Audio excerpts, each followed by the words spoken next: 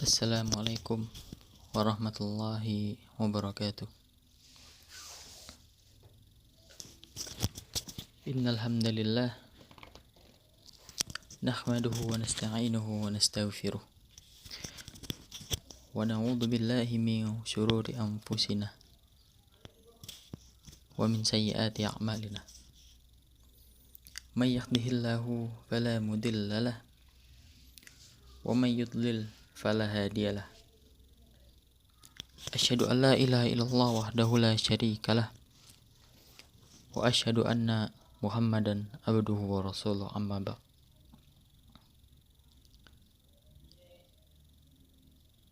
Pertama-tama, marilah kita panjatkan puja dan puji syukur kita kepada Allah Subhanahu wa taala. Allah Subhanahu wa taala sampai saat ini masih memberikan kita nikmat secara terus-menerus. Baik itu nikmat iman, nikmat Islam, nikmat kesehatan, hingga nikmat waktu luang. Sehingga di sini kita masih bisa menunaikan ibadah kepada Allah Subhanahu wa taala dengan tenang. Kita masih bisa mengamalkan apa yang diperintahkan oleh Allah Subhanahu wa taala. Salah satunya adalah menuntut ilmu.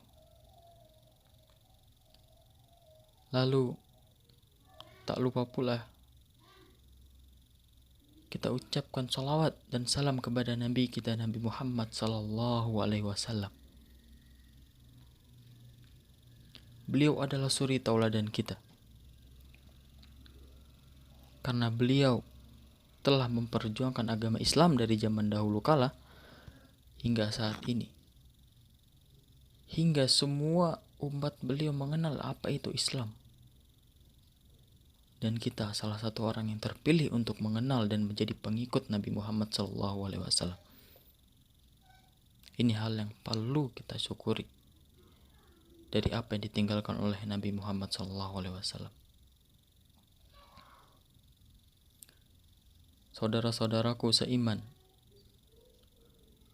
apakah kalian tahu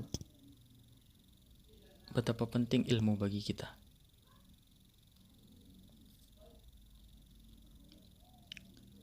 Pada Rasulullah SAW, ketika beliau berada di Gua Hira, di sanalah dalil yang pertama Allah turunkan kepada Nabi Muhammad SAW. Jibril mengatakan, Iqra bismi rabbikal ladzi khalaq, khalaqal insana min 'alaq, Iqra wa rabbukal akram, alladzi 'allama bil qalam, 'allamal insana ma lam ya'lam. Di sini Nabi Muhammad SAW diperintahkan untuk membaca. Nabi Muhammad diperintahkan oleh Allah Subhanahu wa taala untuk belajar. Sekarang kita coba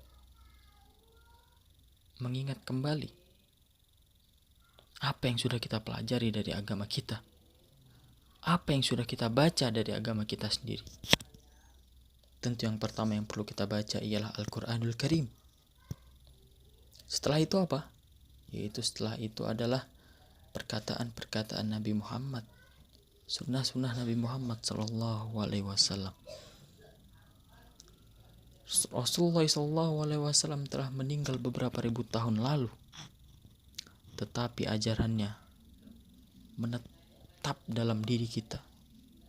Ajarannya menetap dalam tulisan-tulisan dari para ulama. Maka di sana sepatutnya kita belajar ilmu agama, yang mana ilmu agama tersebut akan membawa kita, yang akan memuliakan kita di akhirat kelak. Salah satu kitab karangan Imam An-Nawawi, di sana beliau menuliskan firman Allah Subhanahu wa taala, A'udzu billahi minasyaitonir rajim. Wa'mur ahlaka bis-shalati wastabir 'alaiha. Di sini kita diperintahkan untuk memerintahkan keluarga kita salat. dan bersabar atasnya.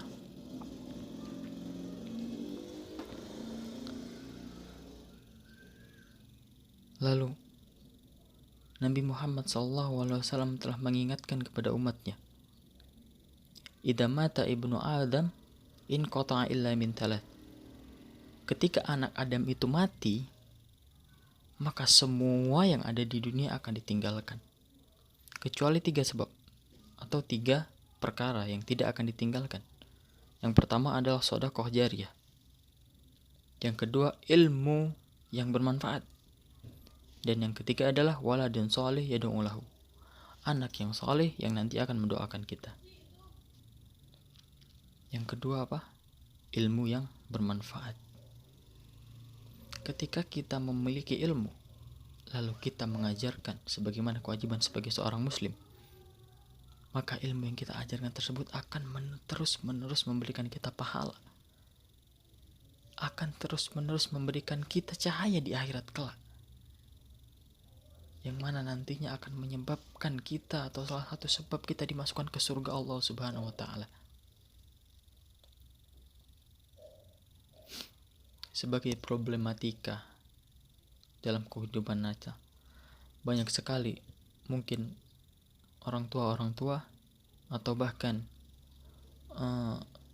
orang yang sudah dewasa walaupun dia belum menikah, dia menyuruh anaknya atau menyuruh adiknya sholat, tapi ia membangkang dan tidak ingin melakukan sholat tersebut. Tapi kenapa sebabnya? Kenapa ia tidak langsung melaksanakan sholat itu?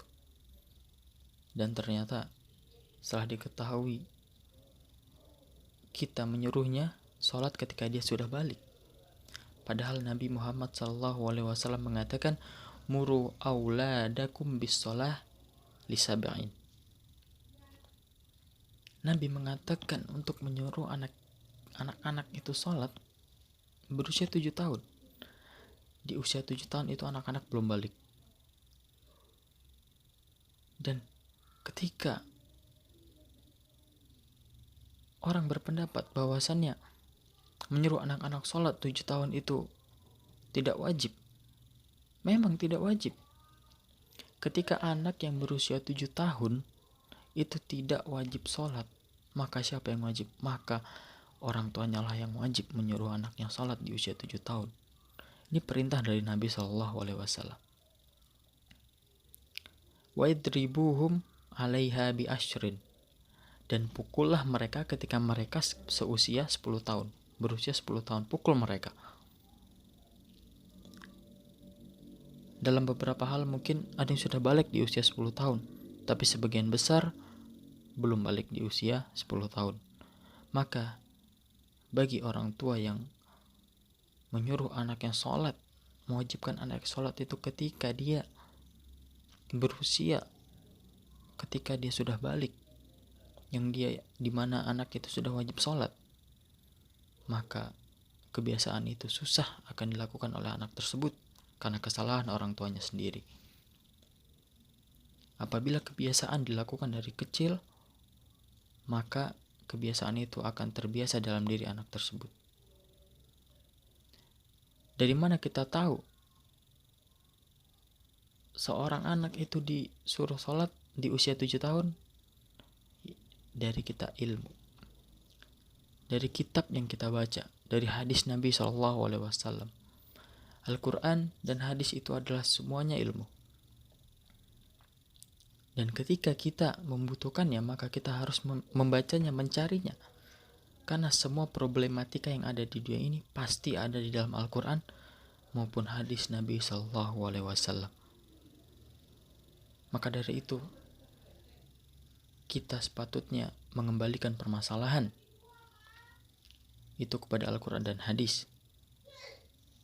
Dan bagi kita diwajibkan menuntut ilmu sampai kita wafat kelak. Mungkin hanya ini yang dapat saya sampaikan. Kurang lebihnya saya mohon maaf apabila ada kesalahan itu datang dari syaitan dan datang dari diri saya pribadi. Dan apabila yang saya sampaikan merupakan suatu kebenaran, maka itu datang dari Allah Subhanahu wa Ta'ala. Wabillahi taufiq wal hidayah. Wassalamualaikum warahmatullahi wabarakatuh.